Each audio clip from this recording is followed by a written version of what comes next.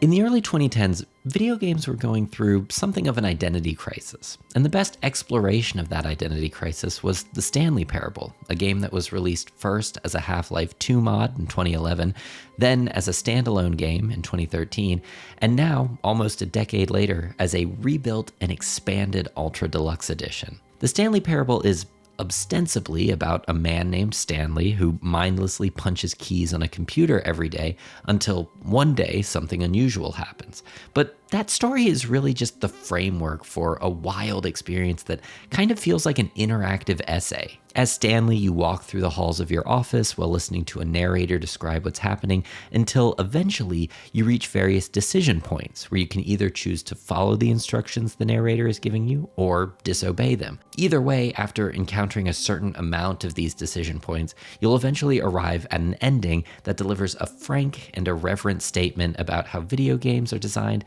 and then the game loops back to the start. These different endings are the heart of the Stanley Parable, and each one perfectly reflects one aspect of the identity crisis I mentioned earlier. Most of the endings focus on the idea of player choice, but one particularly nihilistic ending suggests that playing games is little more than pushing buttons. Another barbed ending implies that artistic games are merely torturous experiences, and many of the new endings in the Ultra Deluxe edition critique how and why expansions and sequels for games are created. There's a nervous energy that accompanies many of the endings that turns the identity crisis into a full-blown nervous breakdown. It's as if the Stanley Parable is pacing quickly around your room, shouting questions at you like, what are video games supposed to be? Should video games offer choices or simply be linear experiences?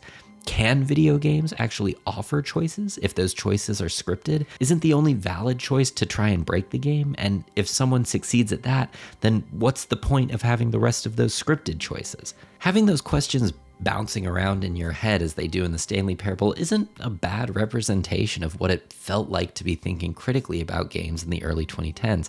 At that time, games were transforming, and it felt so urgent that video games figure out the answers to these questions as soon as possible. Ultimately, though, it turns out that these questions didn't need to be answered. They simply needed to be acknowledged, and that's exactly what the Stanley Parable did, along with other games of the era like Undertale. By noting these questions, future games seem to have been more able to decide which route they want to take, which door they want to walk through. And it will be interesting to see if the same thing happens with the issues addressed in the new Ultra Deluxe endings. If the Stanley Parable style of comedy jives with you, then this experience will be a hilarious jaunt. But even if it doesn't, this game will still remain a unique, thought-provoking experience that also reflects a not-too-distant era of video game history. Good job, you did it. Good job. 3, 2, 1. Good job, you did it. Good job, you did it. Good job, you did it. Good job, you did it. Good job, you did it. Good job, you did it. Good job, you did it.